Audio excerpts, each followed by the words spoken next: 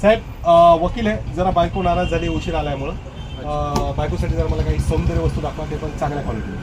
Sir नाराज म्हटल्यावरती मग परफ्यूम दिलेला बेस्ट राहील.